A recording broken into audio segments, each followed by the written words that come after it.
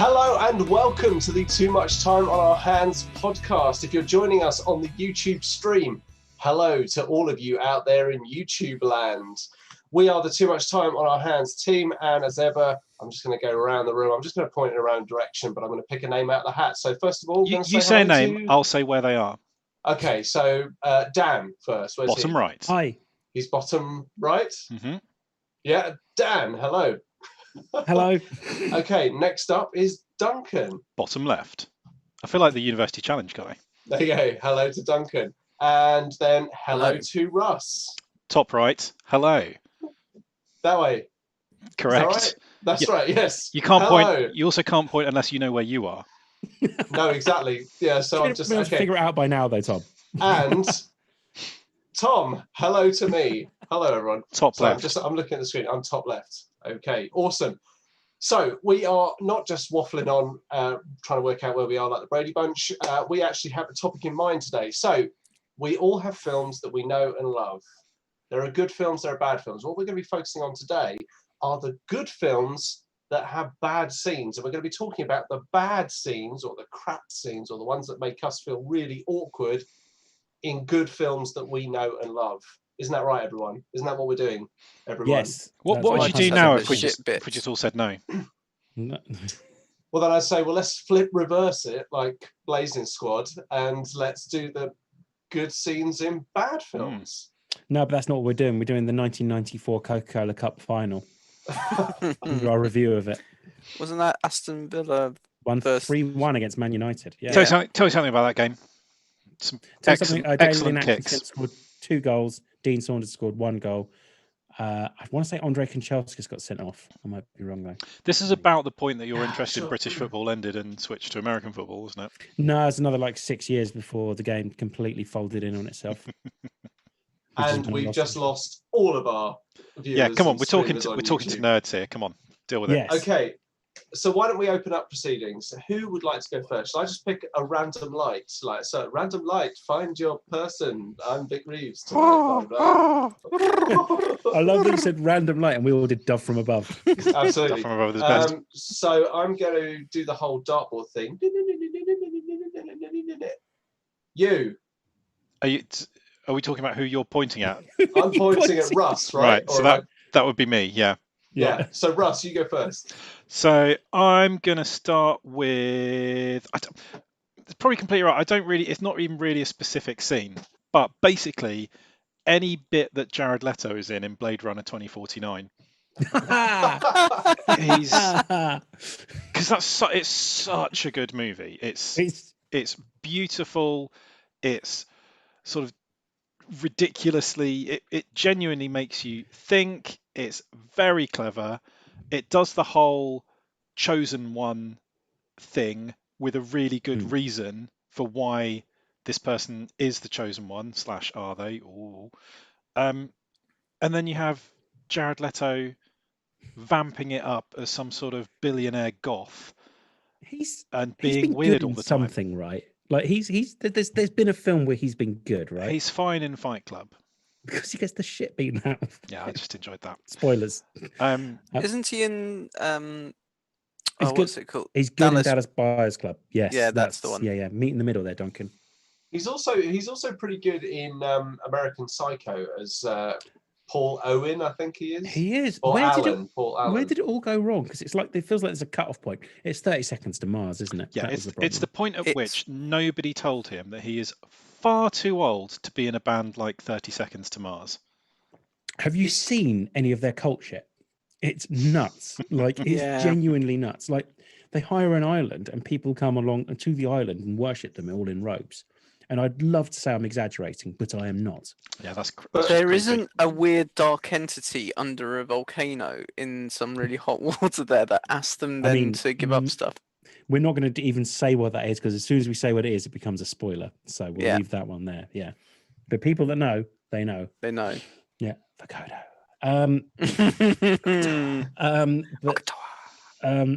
Yeah. It's I think there's a cut-off point. I think Suicide Squad just ruined him.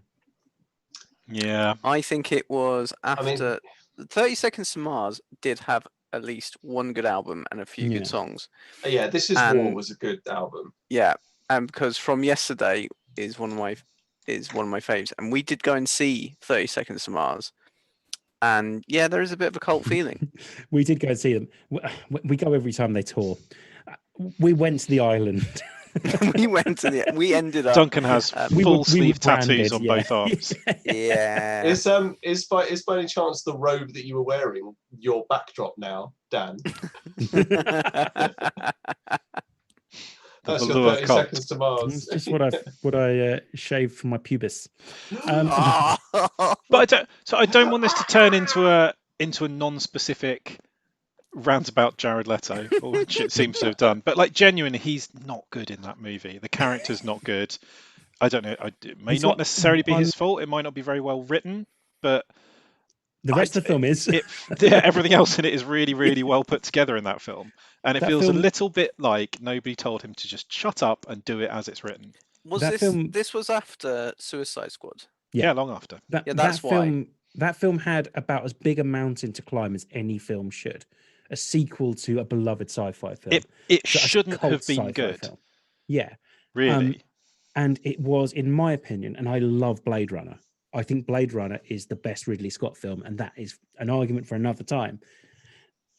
It shouldn't have been as good, and it was, in my opinion, as good as Blade Runner. Yeah, I mean, I don't think it could have been much better unless you had swapped out Jared Leto. See Tom's Twitch. I'm just watching out for Tom's Twitch. His eyes have narrowed. He's like, I know where you live. Sorry, so you think that Blade Runner is Ridley Scott's best film? I do. It's categorically not his best film. It's a great film. It's a genius film. It is. But it's not his best film. I mean, I think it is. But there we go. That's just my opinion. He's just a big eyes wide shut fan. So help me God. I mean, I love Kingdom of Heaven, but like it's wasn't that Stanley Kubrick? No, that's Ridley Scott. That's really sick. Mind Kingdom of Heaven. It was all right. Yeah, except it kept getting re-released and longer. Mind you, so did Blade Runner. I'll shut up. But it's no, I love them. It's like a 1A, 1B thing, but Blade Runner is one of my all-time favorite films. So sure, yeah, absolutely, yeah. But at the same time, Blade Runner 2049, great film. Ridley Scott did the right thing because he stopped directing so well, and handed it over to someone else, but was still involved, unlike Alien Covenant. That film is so bad. So bad. Sorry, I think there's something in my chest, isn't there? Just about to burst out. Yeah. It's a DVD box set of all the good Alien films. But then, yeah, you're right. Then Jared Leto's on the screen, and I'm just like, I don't want to watch this. Yeah. This is just not good. I mean, to be fair, though, then in that case, that completely fulfills the brief of this, which is essentially which films do you watch and which bits that have certain bits that you just fast forward. You're like, no, don't need to see that. And can I link in with Russ with my one of my first ones then? Hang on, random light, Dan. No, Dan. Good chat. I was like that worked out. There we go. Dan. Blade Runner is my choice. Interesting. So I love the film. Upon rewatching, I'm not so keen on how the two leads become romantically involved, which is a little bit rapey, if I'm honest. Like Harrison Ford just doesn't let her leave his apartment, basically, and then they're madly in love, and it's like, I'm not sure how that's how that works, really. Are you talking about Deckard and Rachel? Yeah, it's a little bit sort of. It was okay in the 70s. Yeah, no, it's very. Except, of course, it wasn't okay in the 70s. No. It's very kind of like, this is what would happen in a film noir film, so let's do it. It's like, maybe don't. Like the rest of it's pretty noirish, so why not just do something different and don't have? Why not turn it on its head and have like a sex scene that involves two consenting adults? Don't talk crazy, Daniel. Like it's Dan. It was the 70s. sorry. I take just it not how we did things back then. I'll take it all back. Yeah, but it's a real shame because it's like a really it's a smear on what is otherwise an amazing film. Yeah. Yes, it's one of those bits that has aged poorly and totally. Now just like feels like it needs to be got rid of. Yeah, just do it with 2 action figures instead. Personally, I'd be much happier if that's how all sex scenes were done. When you introduced this bit and you said the 2 leads, I thought you were referring to Deckard and Roy Batty, and I was thinking, oh yeah, no, I think I've watched. Yeah, is that right. the It's been a director's while, cut? but Yeah, is that the director's cut? Is that? It's the Blade Runner. Yeah, it's the version. It's the version that I've been watching. No. That's Ridley Scott's best film. That's what I was talking about. It might be a different Ridley Scott you're thinking. Oh, Blade Rimmer. Yeah, his Blade name's spelled Rimmer. Skott. Yeah, Blade Rimmer. There you It go. might be Rimley Scott. Rimley Scott. Rimley damn it. Scott. Okay. Yeah. So it's not the 2 leads. That was a bad way to describe it. The Nice. romantic involvement between Rachel and Deckard is a bit problematic. It's very problematic, in fact. But It is, and also I don't particularly like it when Gaff it is Gaff, isn't it? Then the detective, his voice, disembodied voice, sort of follows them down the stairs while they're escaping at the very end as well. That bit for me always feels a bit jarry. You know, it's like it's almost exposition for the sake of it, and it's like it's maybe one of two scenes that always jars a bit with me in the film. Yeah. So What's with the little robot dude as well? Well, I mean, to be honest, Hang on, Blade Runner's shit. No, but the funny thing is, like, when you look back on these kind of films with today's kind of rose tinted eyes, you do notice stuff that you otherwise kind of, I mean, as a sort of someone in the 70s watching this film for the first time, probably just wouldn't have noticed because it was cutting edge and groundbreaking and amazing. But I think we can all agree that billboard advertising has never looked better than in Blade Runner, and still hasn't caught up with that. I think nearly so many sci-fi films have tried to capture what Blade Runner managed to do, and there has been one that's managed it so far, in my opinion, and that's Blade Runner 2049. Yeah, the cyberpunk aesthetic is actually incredibly difficult to get right in real life. It's hard to do convincing, unless you basically lived on Stockton-on-Tees. Well, the other thing about Blade Runner is that's where the inspiration came from. Yeah, like the look of all the of Blade Runner, it was because of growing up down Middlesbrough on the Teesside. And it's because the industrial landscape from like all the flares of the oil depots of Middlesbrough. And if you look at Middlesbrough, like, because it's just full of robot hookers. Yeah, well, it's basically a dystopia. So yeah, I've been there. Oh, it's a dystopia. Apparently, someone was watching from Middlesbrough. They've gone. Yeah. Oh. Yeah, we've lost another one. So Blade Runner had that incredible aesthetic, but it was that was just part of it. It was also an incredibly compelling story told in that world. Whereas too many films went, let's make it look a bit like Blade Runner. Yeah. End of planning. To be fair, Philip K. Dick did do quite a good job in the book. Like the film is pretty.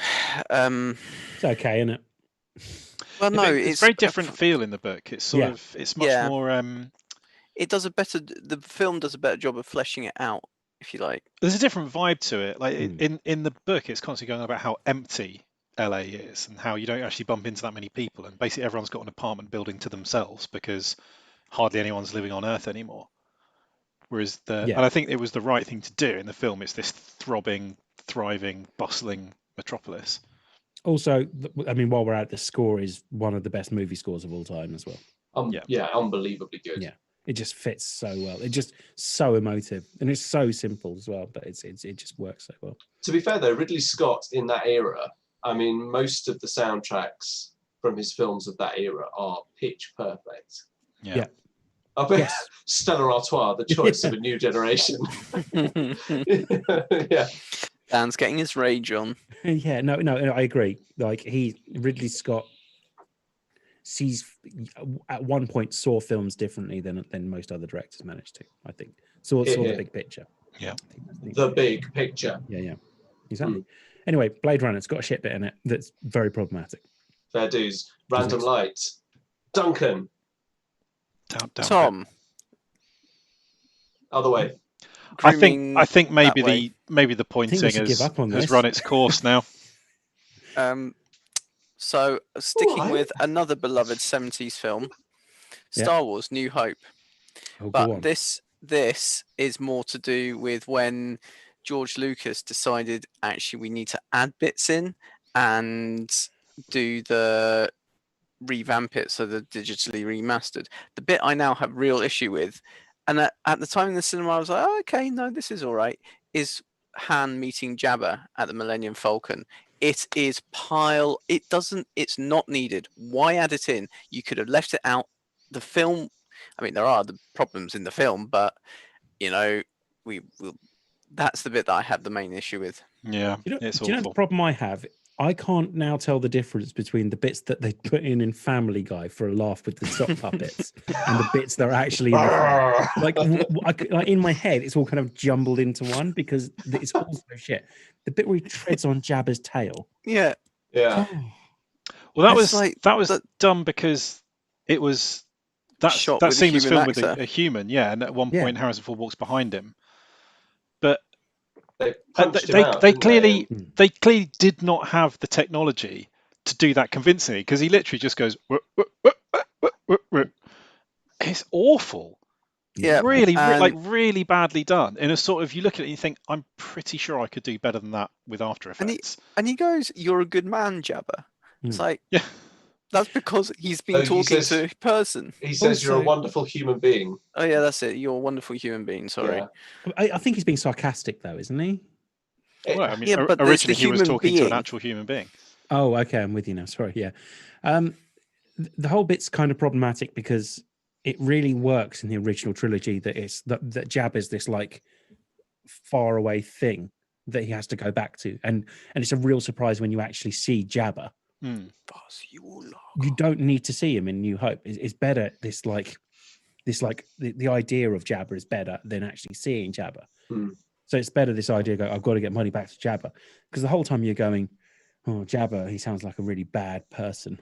It's almost like the Emperor, actually. Yeah, the Emperor 100%. who you don't see in person apart Yeah. from the hologram in Empire Strikes Back. Yeah. I think Duncan's I agree with knocked this that. out of the park, by the way. I think that is a really good choice. Yeah. So thanks for tuning in to Yeah, the two. done. Yeah. Yeah. I mean, That is the best also you one. could obviously time with that pretty much any of the special edition tweaks. Yeah, But every time including the fact that he makes it that Grebo shoots first. What the mystery around it is the fact that it's going to be that long thing, and then you watch it and you go, oh, he's tweaked it so it looks like that. every tweak he's made tweaks his head movement. has made the films worse than the previous tweak as well. Right up to Plunky. The big band scene that they added to Return of the Jedi, the musical number, Yeah. Hmm. an actual fucking musical number in Jabba's palace, which actually starts like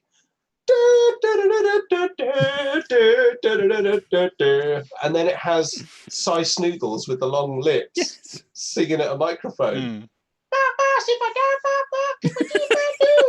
Doing ridiculous, like the sort of the singing right into the camera. It's what you do if this was like a 3D cartoon. Yeah. Yeah. She's literally, it's almost like it she's just doesn't on top mesh of the with the rest of pot. it at all. Also, don't shit on the guys that played the original guys. Don't replace David Prowse. David Prowse was the original Force Ghost, wasn't he? I can't even remember now anymore. Yeah, I think so. No, it wasn't. No, It David wasn't Prowse him. was the man in the suit. He was just the man in the suit. Whereas when they took the mask off, it was played by an actor called Sebastian something. And Anyway, that's who was the Force don't replace him with that wanker Hayden Christensen. from fucking the prequels. Yeah. Oh my god. Don't Okay, so my Boba big Fett's voice. my biggest issue with this, my biggest issue with the Force Ghost stuff, I just have to get this off my chest because that is a bad scene for me in a good film. Was replacing that with Hayden Christensen. George Lucas said a Jedi's Force Ghost on the light side will reappear as they appeared when they were redeemed or when they died, when they were on the light side of the Force. Like Darth Vader went back to the light side of the Force at the end, so he should appear as the crusty old dude who he was playing then. He shouldn't come back as young Anakin, because yes, Anakin fell to the dark side when he was young, but he was redeemed at the end. Mm. So, and also, so it's just, and people go, no, but it works. It's like, no, it doesn't. It doesn't, because also you just have some bloke turn up at the end. Yeah. Also, it's the whole thing's a mess because you just got this other guy who just looks over and nods, go hi, and you're like, what? I mean, you accept who it is, but at the same time, you're like, who the fuck is that other guy? You just assume it has to be Anakin rather than just some stranger who's like. To be fair though, if you've watched Rise of Skywalker before you've watched Return of the Jedi, you probably just assume it was one of the thousands of voices that Rey heard. Hey, what's up? It's that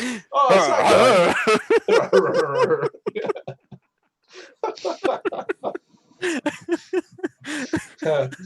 There is one other bit in New Hope that does annoy me, and I didn't realize that I had an issue with it, is when Luke sees his Aunt Owen, the bodies, the burnt out farm. It's an emotional bit. You're like, oh, and there's no emotion, and it's just like, really? No, he's not crying. No, but it's all done with the music. The John Williams score for that is absolutely perfect. The score is perfect, but yeah, there's something missing. I was just watching it the other day. George Lucas can't write emotional dialogue. He can say, "I'm going to do this now," and you leave it to John Williams to. But that would leave illustrate them, the emotion. Home. Yeah. And then he goes back to the Sandcrawler and says to Obi-Wan, "Oh, they've been burned," and he goes, "Well, you must become a Jedi, and you should come with me, especially while you're feeling sad, because that works out really well for Jedi. Come on, let's go fight. Let's go to Mos Eisley. I'm sure it'll be fine there." Yeah, thing that saves I've never had any scene is the experience with music. traumatized children going wrong when I start training them. Yeah, absolutely. That crossed my mind at that point. Especially after their mum or parental figures being killed in the desert. Yeah. This desert as well.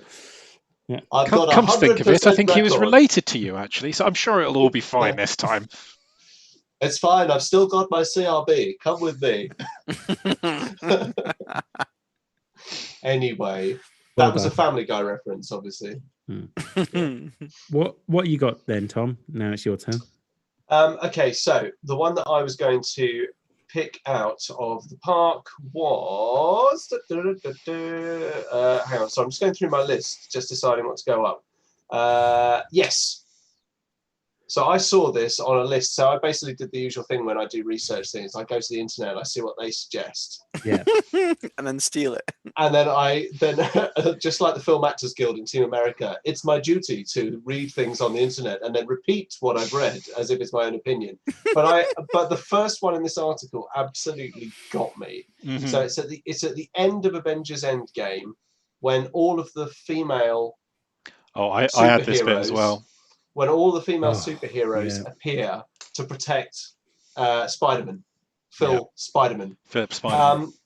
And it raises two big, strong arguments for me. First of all, bit concerned about where this is going, but okay. So the first thing for me is it just nails home how the female superheroes have been woefully underserved by not having their own movies yet. Yeah. Now they are coming, I know, but all it did was underline it. And number two, it is a classic example of a film franchise that knows that it's going to piss people off and has pissed people off because it hasn't released films about the other gender, and they are now. It's almost like that scene. I mean, that scene felt so forced. Yeah, and it really jarred. Actually, it really jarred. And I think Avengers Endgame is a top movie. It's really, really good. And I've actually made peace with the fact that Iron Man dies. It took a while, but I've made peace. Spoilers. Yeah. But that scene, literally everybody in the world has seen that movie. Yeah, true. Everyone wants to see it. But that scene is a woeful. I think it does exactly. the actors Totally and it does the female superheroes themselves who should have their films. It does them a massive disservice. It gets 11 women amongst hundreds of superheroes at that point, and they get that. They get the gauntlet. They get it. What, about 200 meters? So it's like it requires 11 of them to get that far. Why not have them just standing like toe to toe with like Thor and saying, "Look, everything he can do, I can do as well." Yeah, because in that fight there are some really good moments. You've got Yeah. like Carol headbutting Thor. Oh, it's so You've good. got Yeah. and then like taking a punch in the face with the Yeah. Power Stone and dealing with it. Yeah. You've got Iron Man and Pepper Potts with her in the rescue armor when they like are spinning around back to back, blasting the shit out of people. There's some awesome moments in it, but yeah, it's so like you see them sort of start telling me, you think, oh Christ, no, they're not really doing this, are they? And it could have been cool if like most of the people in that group had already had their own film. Yeah. It could have been quite cool. Mm. But when you're doing that, and at that time you're saying, well, after 25 movies, we are doing one what has got a woman in it, but it's not coming yet, and she's already dead. Then Well, it's they'd not already, great. to be fair, they'd already done Captain Marvel, and this is not me making excuses. It is ridiculous that it's taken this long to get a Black Widow film in the first place. Yeah, here. But even like there's no reason why they couldn't have had. There are plenty of female superheroes that they could have gone for who would just be a random new one. The problem they've got is there aren't a massive amount that aren't in the X-Men. So like, and this is a Marvel. That is a licensing problem. Not anymore. Yeah. No. Now it should be fine. But the problem they had, I mean, there were still some, and they still massively underrepresented in the films. But they could they could use the X-Men characters. They just couldn't refer to X-Men or the word mutants because they had Scarlet Witch. Yeah, because she was an Avenger as well as an X-Men. I'm going to say, like, I'm literally looking at a picture of it right now, and it's like when you say there's not that many, there's loads. I feel like I'm looking at Pepper Potts standing next to Captain Marvel, who's standing next to Mantis, who's standing in front of Scarlet Witch, who's standing in front of the Valkyrie, who's standing next to the Wakandan gadget builder. Shuri. The problem with a lot of those characters they are secondary characters. Most of them are supporting characters. I mean, at the end of realistically, and let's not even get started. What's Shuri doing in that fight? She's not a fighter. Shuri is one of my favorite characters. Yeah, she's awesome, but she's not a fighter. No, but she has just the coolest toys. Yeah. Well, she's meant to be like more techie than Iron Man. Yeah. So yeah. But it was an unearned moment of self-congratulatory backslapping. Well, there's the Wasp as well. Yeah. But like, it just feels like it was. There were characters they could have done something with. Why? Like, I look at something like Captain America: Winter Soldier, which for me is a success for Marvel. Like, whatever happens, that for me is where it went from. Okay, these are cool superhero films too. This film is amazing. This film does it takes it seriously. Why couldn't you have done something similar earlier with Black Widow? Yeah. There's no reason that film itself couldn't have been a Black Widow film. You wouldn't have been able to call it Winter Soldier or anything, but you could have. There's no reason why Ant-Man and the Wasp couldn't have been just the Wasp. The Wasp. Yeah. And she could have actually done something interesting in it, as opposed to just had a few fight scenes and gone, oh, Scott. Even if he just turned up at the end or something and just been like, what have you been up to then? Yeah. And like she's been up to, She doesn't really do much in that movie. No. She doesn't have any growth. She doesn't have any sort of deep character moments. She's just sort of pissed off at Scott and then realizes she fancies him still. Which is the problem, because all of her growth happens apparently between the two films. And again, it's one of those unseen things that actually could justify its own movie. You could have I'm being controversial, I don't know. You could have even had her like turning up to like the security firm, and then like he's not there, and then you've still got what's his face explaining things, like in the film as well, and like what's his face? Oh God, what's his name? I can't Michael Douglas? No, Senna's character. Michael Pena's character. What's it called? Pena, sorry. Yeah. I can't remember what his character's name is, but you could have even had like him like going, so where's Scott then? Well, and then go into it like that. Exactly. Yeah. And you could have, so like, but the problem is Paul. Do that noise again. that was hugely inaccurate. Yeah, The problem they've got is that Paul Rudd is a big name, so they've got. he is. Yeah. But also quite deservedly so as well. Yeah, I think. Paul But Rudd's amazing. They don't. There was no need for that to happen. You know, they were No. starting to pivot in the right direction, a bit too slowly, but they were doing the right sort of things. But the way to kind of gain credibility in these is not to just put all your women in the same place at any one time. Yeah. And like, you know, that was my issue. how would that have looked if they put all the black characters in one place at one time and gone, look, we've got some. It wouldn't have been okay. You gain credibility by just having these characters do awesome things. One of the best things Black Panther does is come in and beat the shit out of everyone else. Like, he's just an awesome character. Like, yeah. Like, Black Panther just works as a movie as well. It's James Bond in Wakanda. It's amazing. Yeah, absolutely. So there we go. That's my one. I think we've. I think that's a good one. I can link because we've mentioned the Winter Soldier, so I thought I wouldn't. I was like, look, I know there was something that did irritate me in the Winter Soldier, but I really want to do something so I can irritate Dan a bit. Go for it. Right, so there were the very actual beginning of Winter Soldier. Though I love the stealth thing on the boat because it's so Mission Impossible, that kind of like Robert Ludlum type action thriller. But a lot of the fight scene stuff went on too long, and they introduce a character who then a bad guy that looks like it's going to be a big bad, but it doesn't really then feature again. It's one of the long sequence of fights. It's a bit annoying. It's just, I mean, it does sort of help set up for the rest of the film because it encompasses of what Captain America's been doing and what everyone else is doing, and it then includes one of the other sort of main bads. But in some of that, and in some bits of Winter Soldier, it does sort of link more to what's happening in Marvel Agents of S.H.I.E.L.D. And so there is sometimes that beginning bit sequence, very intro sequence, is a wee bit longer than maybe it needs to be, and maybe the fight scene's a wee bit annoying. And the actual thing that really annoyed me, and I knew it at the time, and I did have to go back and go, I am pretty sure about this.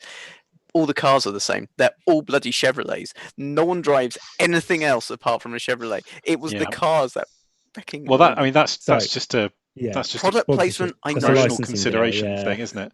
So, like, that's why Iron Man always drives fucking Audis. But it's my opinion, Dan. So I'm allowed to be a bit pissed off. No, but I can still tell you why you're wrong.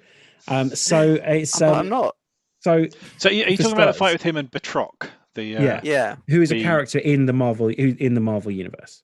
Yes, Algerian, assassin. Yeah, and so like it's a big deal that he's standing toe to toe with Captain America. But he doesn't really explain that he's a big character in the MCU. You have to know the MCU. I mean, he couldn't go, "Hi, I'm Batroc." You know, you may know me from such issues of. But he doesn't. You don't need to know who he is to understand that it's a big deal. But he then doesn't really play much more. Like, he's built up in that bit as a bit more of a big bad, and then. I don't think he is. Like, the film's called Winter Soldier. You know who the big bad is. Like, it's... Robert Pierce. Yeah. So, small point of contention: the Winter Soldier is not the big bad of Winter Soldier. But the Winter Soldier's not really in it very much. He's the guy. He's the guy that he's fighting at the end. Like, this is the first action set piece of the film. This sets up that this is a day in the life of Captain America, and that's what's going on. So then, like, it's a case of that you see him work his way through a ship in the same way that you would see it in a comic as well. I'm just looking at the X-wing. That's amazing. So when he comes up to this guy, you don't need to know who he is, but you accept that this guy is someone that can stand relatively close to toe with Captain America. They do the same thing in Civil War with Crossbones as well at the start. But he's got like hydraulic fisters, hasn't he? But it's almost like a shot for shot remake. Pretty much. Hydraulic fisters. What else would you call those things? If I had a problem with Super Punchers. The other one bit in Winter Soldier, therefore, is the basically ripping off Mission Impossible with the face thing. The face. Yeah, but they ripped that off of many other things in the first place. Yeah, but it's the kind of the printer, and then that's not an original idea. Like the problem I've got is I would that it's have Captain preferred America with the versus face Shield thing. helicarriers. The face thing was a bit annoying because it's one of those things where they never We've use never it seen again, it before. and Yeah, we've never seen it before, and you're like, Yeah, hey, yeah. can't you swap faces? That would be quite useful. yeah. Why don't you do that more often? And Yeah. also, I was just really hoping that it was Jenny Agutter beating the shit out of Robert Redford at the end. And that would have been a nice twist as well. Yeah, like, I mean, you can imagine she's like an ex-Shield agent or something. Yeah, From back in exactly. the day, Yeah. she could have I been. agree with She that. could have been quite the ninja. And also, yeah, I'm not. I love this film. This is one of my all-time favorite films. But I know that's why I picked it. I know, and you, some nonsense. But it's It's not though. the Shield helicarrier bits. They do go on a bit too long. Like it does feel like it's a bit boring. it's Captain America versus Shield helicarriers basically. I'd just like to say that I didn't defend Alien as hard as this. I've got a defense for it though. That's the point. Like this is it is also that is the point at which people start to get very bored of Marvel movies ending with a big explodey thing in the sky falling out the sky. Like it would have been better if it didn't, if they'd have just pressed a button and they fell down. But then they had to do the whole we have to get to here and do this and do this, and like I actually think it would have been just better if they'd have gone right. We need to get to. You need to get to the control sense to bring these things down. That would have worked better for me. But there we go. I don't know. Yeah, I understand that. Like I spoke to people that said it's their least favorite. So we're saying that Winter Soldier is a shit movie with some shit bits in it. Dreadful, just awful. I did have to work hard to try and figure out if there were any problems in Winter Soldier. I absolutely love you, Duncan. That those because I was trying to think of some problems with Winter Soldier, and I nearly had the whole the Shield helicarrier bits a bit. I had to go on the internet to get reminders of the bits that might have been annoying, and admittedly, it's like a weird attention to detail bits, like fucking Chevrolets. It's the same with Spider-Man, that the only things he can drink are Dr. Pepper and Budweiser. Yeah, and all his appliances are Sony. Yeah. It's funny that, isn't it? Yeah. He went to the Sony store. Yeah. That's really jarring in Spider-Verse as well, because there's all these like reverse mirror versions of brands. So if you look around the sort of the Times Square scene, you can see posters for Backrub instead of Google, and sort of there's a poster for the sequel to Shaun of the Dead in there somewhere. Dust Till Shaun. From Dust Till Shaun.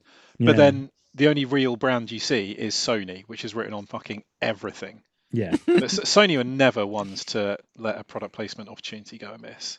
Oh no. In Casino Royale, James Bond is using a Sony fucking everything. Have you seen that Spider-Man's going to be in the PS4 and PS5 version of the Avengers game? Nice. But not in anything else. Spiderman. Is it? It's a bit like Slenderman. Slenderman. Congeely man. Anyway. So we kind of went out of turn there. We started with Duncan, whereas we started with Dan. So we started with Russ last time. So shall we go the other way and go, Dan? It was all linking. Okay, absolutely. Cool. I mean, we've got to talk about the ghost blowjob, haven't we? It's got to come up eventually. Ghostbusters is up there as like a film that I have loved since I was a child, right? And for me, that scene serves no purpose whatsoever in the film, except that they obviously went, well, Dan Aykroyd can cross his eyes. Let's use that. Yeah, I don't really understand it. So it's in the montage, isn't it? It's in the montage of them doing loads of work and then going, and they're having a snooze, aren't they? And he has a dream about some floaty lady flight.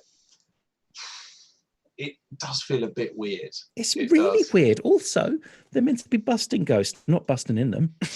Busting a nut over them. Dan wrote that line long before he suggested the idea of doing this podcast. Hang on, let me just cross that one out. Cool. Yeah. That was one you thought up on the toilet, wasn't it? It was, yeah. Whilst he was busting a nut. Watching Ghostbusters. Yeah, so like, because the version I watched when I was a kid didn't have All that right. scene in I it. thought you were going to say the version I watched on whilst doing Yeah, some Ghost Nutters. Yeah, there we go. Yeah. watching a documentary. In fact, it was just all that one blowjob scene, and it goes on for an hour and a half. But yeah, no, it's the version I watched was the heavily edited version from TV that I had recorded on VHS. And that scene just wasn't in it. And you know what? It made no difference to the film whatsoever. Like, I still loved it when I was a kid. I reckon if I watched that VHS now, I'd still think that Ghostbusters was an amazing film. Funnily enough, like, and this might be a bit of an odd thing to say, but it feels off tone with the rest of the film. It's PG. Because it's not a particularly smutty film anyway. Aside from the fact that Sigourney Weaver once again found herself in a situation where I feel she was taken advantage of just a little bit in the costume department.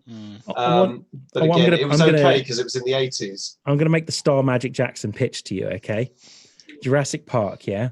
There's a montage scene in the middle where they're either running away from or helping administer first aid to dinosaurs, yeah?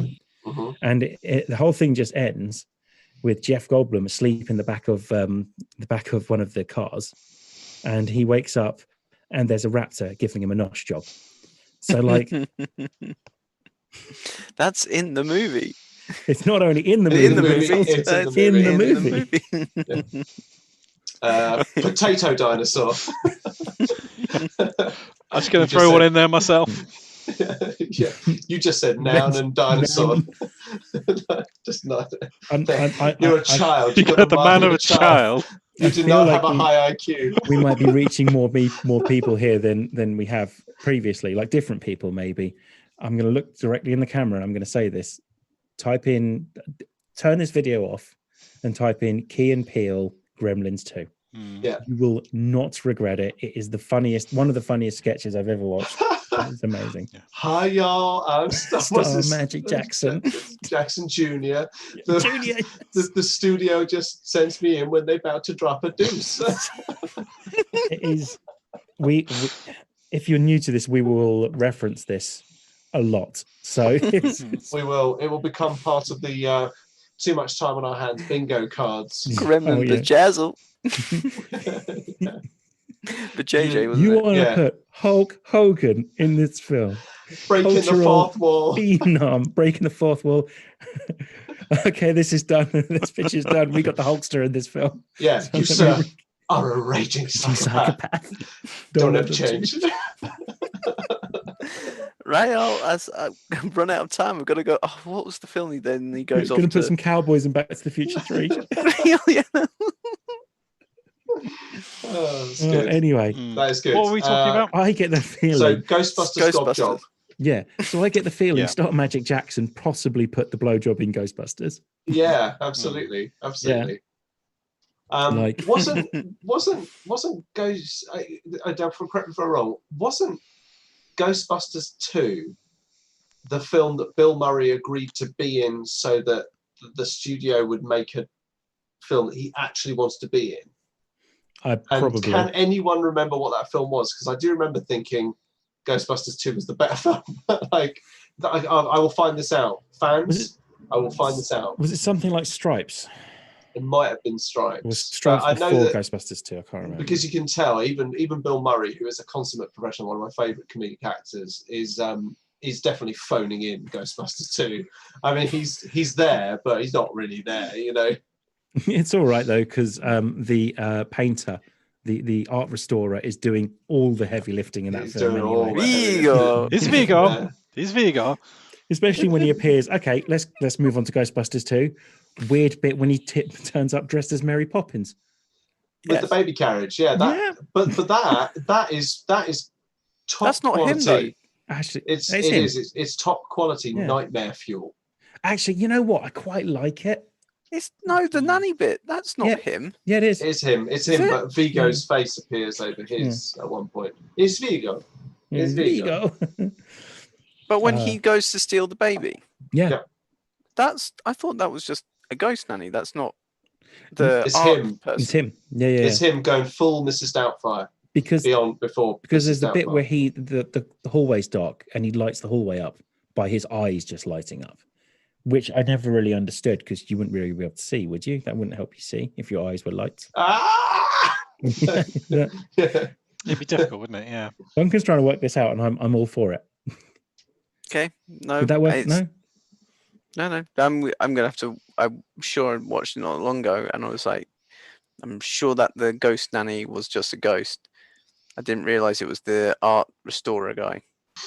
I'm pretty certain it is. I'm now not 100% certain because you've made me doubt myself a little Yeah, bit. you should doubt yourself. It is. You should doubt yourself, certainly. You should never be so sure. It's bad, and you've you been should put in feel your place bad. that Alien is not the best Ridley Scott film.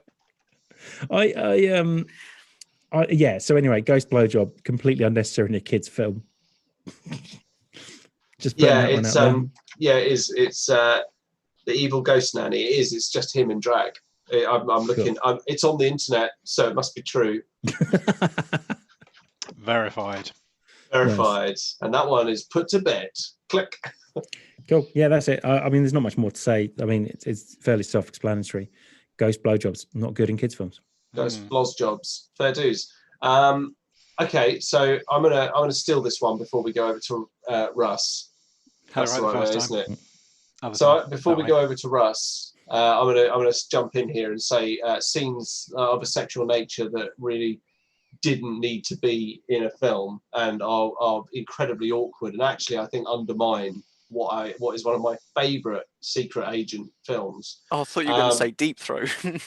No, yeah.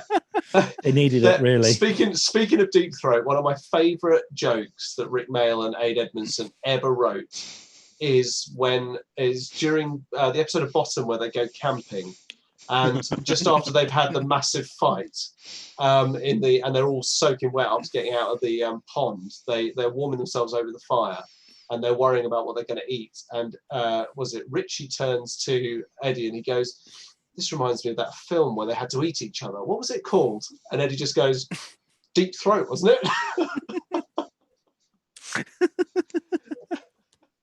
I think that's brilliant. Yeah. Anyway, sorry. So my one, which is the sex scene that I think undermines what is a great secret agent movie, is of course at the end of Kingsman: The Secret Service, which is a classic film. When it's of course the I don't really know how to say this in a very pleasant way, but the princess that he rescues, Norwegian.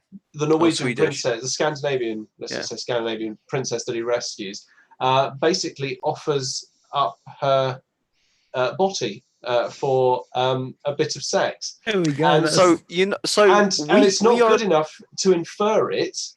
They actually sort of show a bit of it, and it just, again, for me, it's just, even me and my wife were watching it together, and we'd seen the second one first. So when we watched the first one, we were like, "Oh, this is quite exciting," and we were just completely like, "What the fuck?"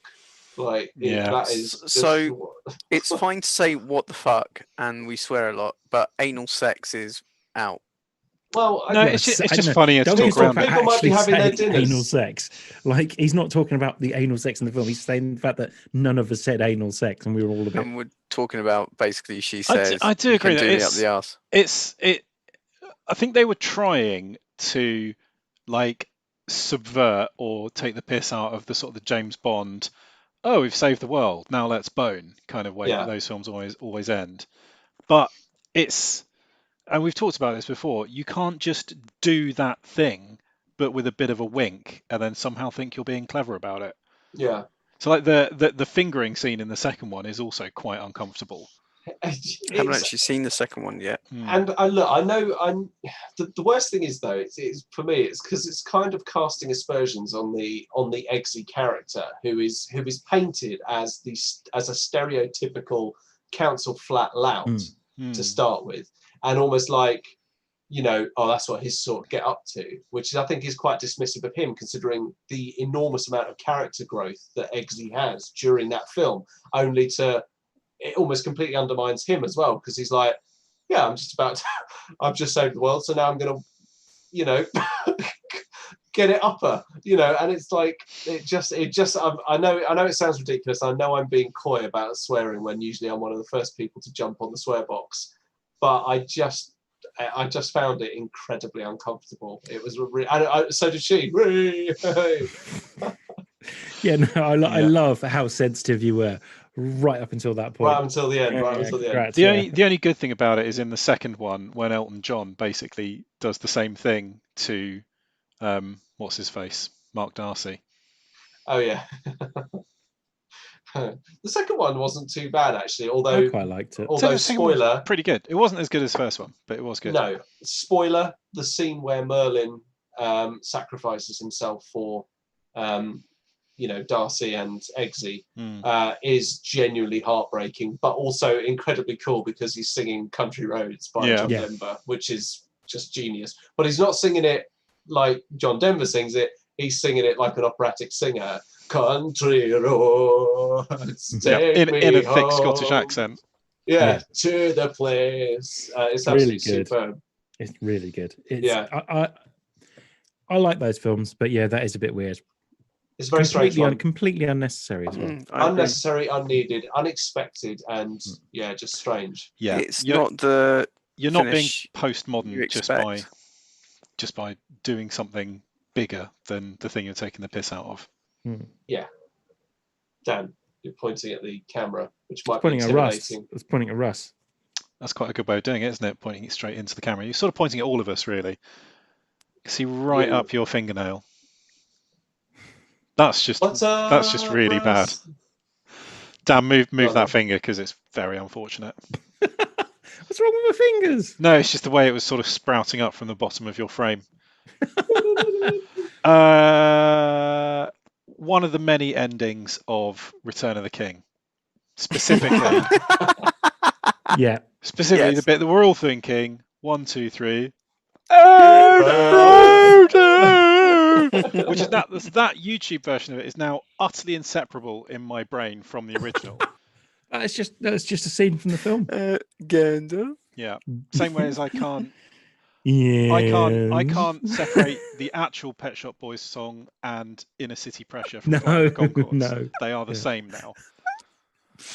You walk across the street, you don't know why you did, you walk back across the street. Well, no, my favourite line from that. Synthesizers. My favourite line from that is: so you think maybe you'll be a prostitute just to pay for your lessons you learn the flute. Ladies wouldn't pay you very much for this. Looks like you'll never be a concert flautist. Yeah, that's brilliant. Great line. That's brilliant. Rewatched some of Flight of the Conchords a little while ago. It's so good. It is perfect. It is really good. Yeah. Oh man, Jermaine, the prostitute song. You don't have to be a prostitute. No. You don't have to be a man whore. Well, it's meant to be Roxanne, isn't it? Yeah. It's just meant to, yeah. First series was more sort of specific songs they were ripping off, or homaging or whatever. But there you go. That's an example of how to rip off or homage or take the piss out of something in a really good way, as opposed to just going up the bum. Yeah, Sugar exactly. Lumps. Sugar Lumps is a song. Oh yeah, my so God. that was the second thing where they were doing more sort of sweet and white and highly refined, weren't they? Chilling in my store, doing my thing. Went in, what's a guy with his dick in his sling? Said, holy shit, what's happened to you? How much would you give me for the family jewels? Said, Frisbee. That's $10. Hippopotamus versus Rhinoceros, wasn't it? Yeah. I'm the hippopotamus. My lyrics are bottomless. I've run out. Yeah. I was like the guy that phosphorus. There's no tea party like a. Was it? There's no tea party like my Nana's tea party. Ho, hey. Oh, okay. Well, we'll pencil a love letters to Flight of the Conchords in then at some point. Absolutely. But let's so get back to Return of the King. So Return of the King. Just no real sort of like big film running reasons. It's just a bit of a stupid scene. Yeah. And it could, it could have been done. Why is it all in slow motion? It could have just been done in 10 seconds. Hey, we're all here. Brilliant. Move on to the next one of ending 7 of 12. Especially if you're watching the extended edition of that film, you're going a bit funny by then. You're approaching the 4th hour. And we did once, we watched all 3 extended versions in one session, and we had lost it by the end. Like, we couldn't see properly by the end. It was just too much. Was that in the weird flat you guys used to share? No, No, I think someone it was before the weird flat. Actually, Yeah. this is somebody else's weird flat, which was else. that was a weirder flat. Yeah. But That was a lot. it was a good 12 hours of Lord of the Rings, and yeah, by the end Wasn't you that just round- wanted it to finish. Anyway, yeah. Are we losing Dan? Well, you're losing me. Yeah, sorry. It's just keep No, talking. we can hear you, and you're just sitting there looking mildly concerned. Return of the Sorry. King has too many endings. Yes, it does. It has an Yeah. ending problem, is what it has. Despite the fact they actually omitted one of the endings from the books, Mm. we still have far too many endings. One of the endings of the books was Saruman going and fucking up the Hobbit place, was it? The Hobbit Yeah. Hobbit place, yeah. Mm. Hobbiton. Literally raising it to the whole ground. Shire. Well, Well, no, he they, kind of- he doesn't raise it. He He turns it overtakes into a it. little dictatorship, Mm. Mm. and there's some sort of deep allegorical meaning that I don't quite remember what it is. Maybe then- that's why they cut it out, because the slow mo. Well, maybe that's why they've made the thing slow motion. Because by the It's a time bit they of a got to that downer of an split, they were ending. like, just I think cut it's that bit out. it's meant to be sort of like, after going on this life-changing experience, you can't just go back to how things are before. But yeah, Well, it would have been there a is- bit of a shitty thing to pop on the end of the film.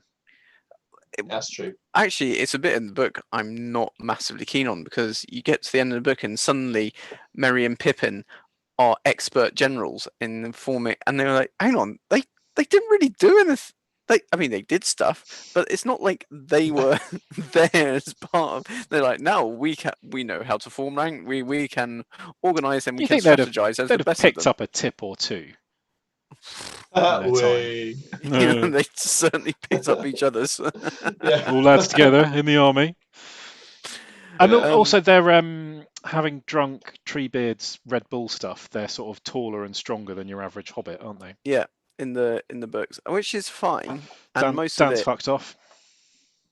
Don't blame Yeah. him, really. He's doing a me. Yeah. yeah.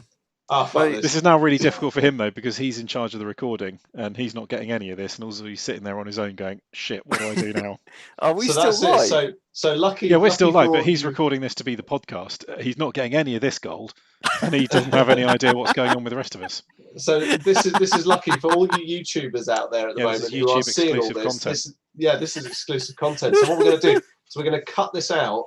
We're going to top and tail it with an intro card and an end card, and we're just going to put this out as another video on our YouTube channel. You Yeah. guys Are we? consume for your heart's content. We'll put it behind a paywall as well, just to make it even more exclusive. He's back. Should we let him in?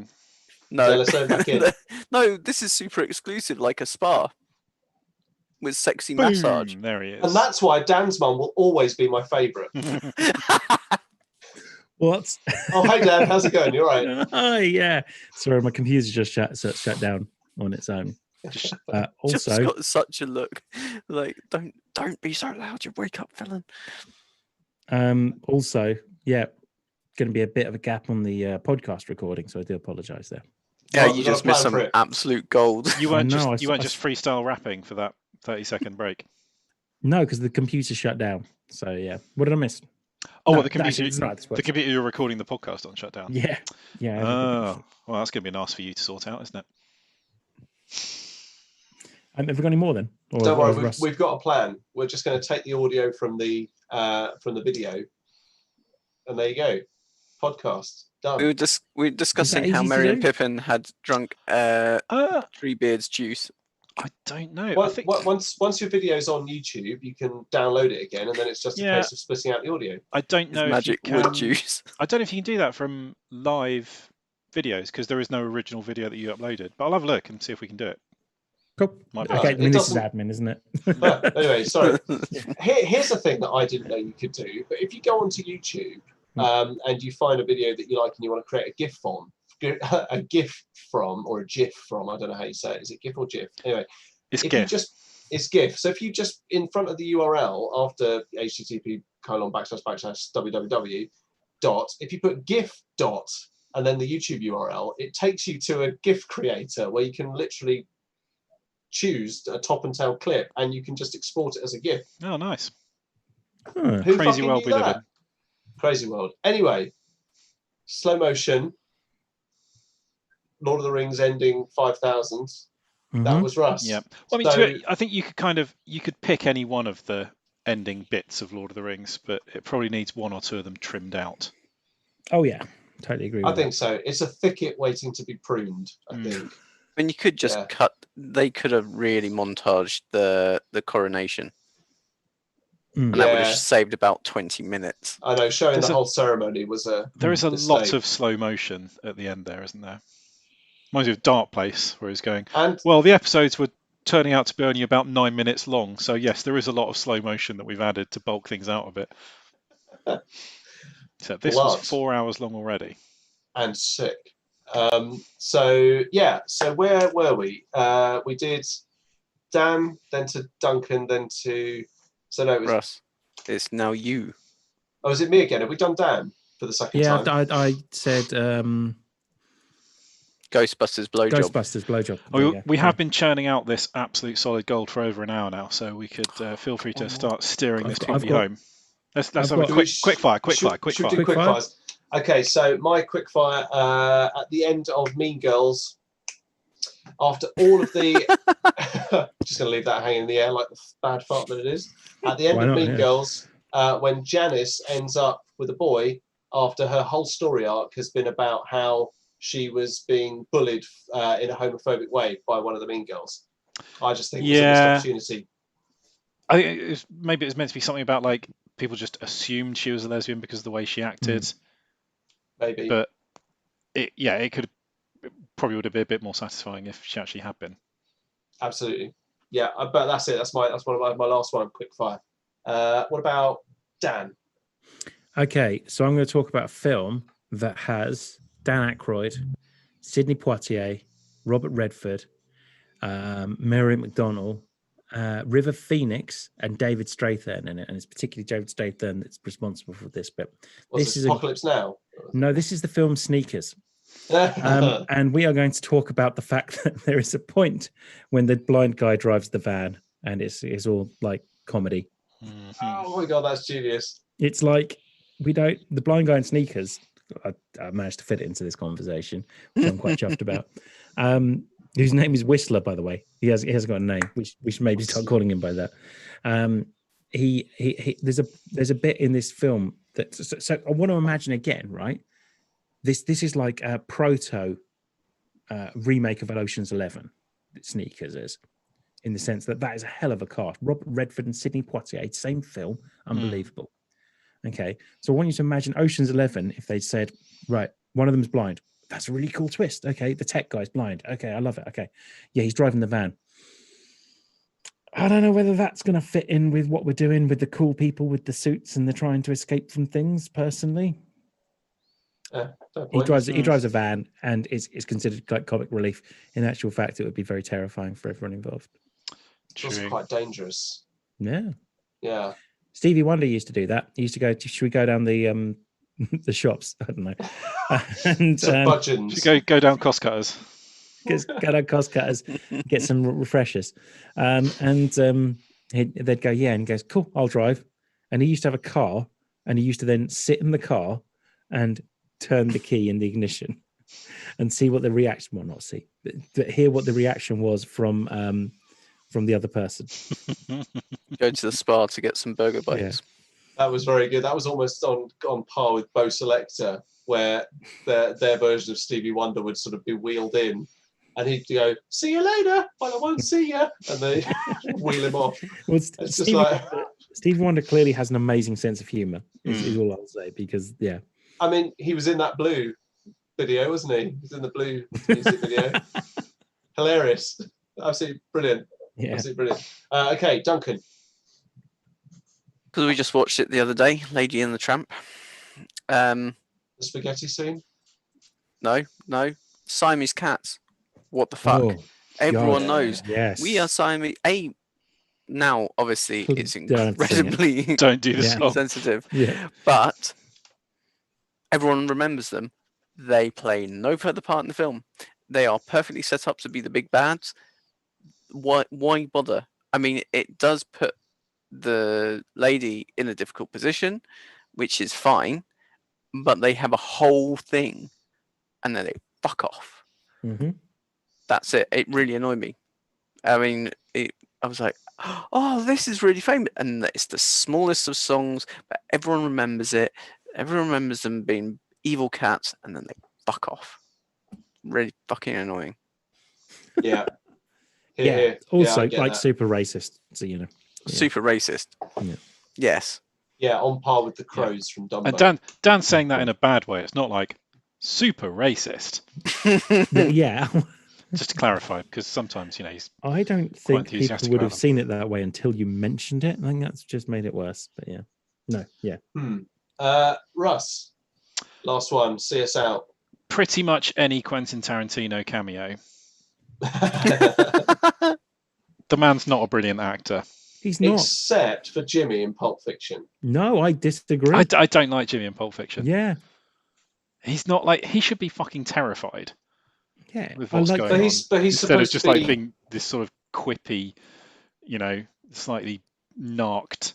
Do you know who Quentin off. Tarantino is really good at playing in films? Quentin Tarantino. Quentin Tarantino. He always just plays himself in the films. So except for in Django Unchained when he plays the Australian. I mean, apparently, plays an Australian. If that accent is anything to go by, it's about as good as Dick Van Dyke's Cockney accent. Yeah, that's brilliant. Don't insult him. Dick Van Dyke's Cockney accent is responsible for so many bad Americans doing British accents. Mary Poppins. Mary Poppins. Actually, that's another irrelevant bit as well. My wife was the one that suggested this. She said it's the bit where they sing the whole "Isn't it a lovely day with Mary?" It's the whole kind of romance, kind of weird song that her and Dick Van Dyke sing. And she said it's just so weird because they're meant to be friends, they're meant to be fond of each other, but they still decided to do like a romantic little song. Yeah. We need clarity. Are him and Mary Poppins banging? We need to know. Is it interdimensional? Is he giving her a proper chim chim chiroo? Is he like a sort of fellow, interdimensional time traveling chimney sweep? I mean, like Captain Jack to Doctor Who kind of thing. Yeah, okay, I'd buy that. No, I do have one more. Duncan's got one more. Quickly. Duncan's going to see us out. GoldenEye, BMW Z3, when he drives down with the plane landing. Why have the Z3? Plays no part in the film. We're going to do this again, aren't we, Duncan? You can tell that they didn't have much budget for that, because you have the whole bit where Q walks around the car going, it's got multifunction heads-up display and radar tracking, and behind the headlights, Stinger missiles, and you never fucking see any of it, apart from a little bit that goes beep, beep, beep when a plane is about 3 foot above them anyway. Yeah, it doesn't do anything, that car. It's just pointless. It really... Also, the BMW Z3, that is a... that's a hairdresser's car. It's not James Bond's car. It's very strange, isn't it? I mean, James Bond has never really been about petite sports cars. It's always been about muscle engines. Like, the Aston Martin DB5 had a fucking 4-litre engine. I mean, it was an immense thing under the bonnet, whereas the Z3 is very woefully underpowered. I mean, to be fair, the whole BMW era of Bond it wasn't great, was it? Weird as well. Just looked like a chief executive.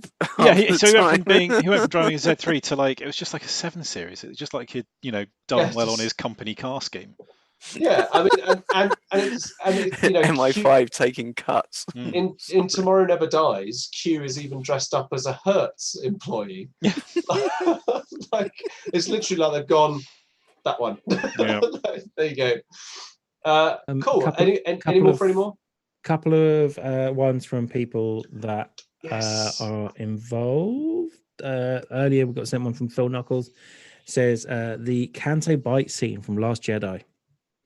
Yeah, love the movie, except that bit with the casino and weird giraffe horses seems a bit out of place. Yeah, yes. I agree. Although I'd probably tack on another one to that, and thank you for that. But I'd probably say also the Kylo Ren shirtless scene is probably one of those. Love it. Absolutely fundamental to the prop. Need it. I love how high his trousers are. Like, I mean, they're Simon Cowell's family motto: "Wear your trousers high, son." They're me when I'm just fucking around with my pajama bottoms that I realise they're really loose, so I can put them like really high up. Yeah, where it looks like you've got a bullfrog in your pants. And stick my arms in and go, look, I'm an egg. That's your costume for the next live stream sorted out. Problem solved, yeah. Nice, there we go. Paul Edge is watching. Paul, he says, hey Paul, how you doing? Super Racist is, I'm not going to read the name out. It's what the black guy is called in the MASH movie. I love that film, but I can't watch it because it winds me up. There's so many films like from the past that are like that. Dam Busters springs to mind as well. With the dog, yeah. Yep, 100%, yeah. Yeah. So like it's well, that was the dog's actual name. Yes, it was, yeah. Yeah, which is causing its own problems. I think some artistic the dog didn't, yeah. I think some artistic license to maybe change things in moments like that. Yeah, might be allowed. Like I'm 90% certain that Dam Busters isn't 100% accurate. Yeah, it's not. That's the thing they decided to go for real historical accuracy on. Yeah, exactly. Yeah, that's a bit. It's weird. not actually. I mean, while the bouncing bomb was responsible for, I think, the destruction of at least a couple of dams, it definitely didn't. It definitely didn't have the impact that I think they all expected it to have. In fact, I think didn't just standard bombing of the other dams reap much more convincing results. Yeah. It didn't exactly flood the Rhineland like they thought it was going to flood it. But yeah, anyway, enough speculation and history. Is there anything else for anymore, or are we all done? I think we're all done. I think we're out. We're all done. Okay, so thank you to everyone who has been watching us on YouTube. It's been a pleasure to, we hope, entertain you for the last hour or so. Thank you very much, you're committed people. And of course, if you're listening to this on the podcast, you know, whenever you get around to listening to it, thanks very much for listening as well. We've been the Too Much Time on Our Hands team. I'll do the goodbyes in just a second, but if you want to interact with us on Instagram, Facebook, or Twitter, the handle is @TMTOOH. Don't forget that we've got our sister pod, Theatrical Cut, here on Facebook and Instagram with the handle @Theatrical Cut Pod. We're going to say goodbye to Dan. I'm going to say like and subscribe to the podcast on YouTube. Don't forget that. Tell your friends, and also if you could leave us a review on any of the podcast services, that would be amazing. So yeah, that's what I'm saying is goodbye, and also going to say goodbye. Excellent. Yes, absolutely. Like and subscribe. Link in the bio, etc. Duncan, goodbye. Goodbye to everyone. Russ, goodbye. Ta-ra. And it's goodbye from me, Tom. And on that note, let's cue the music.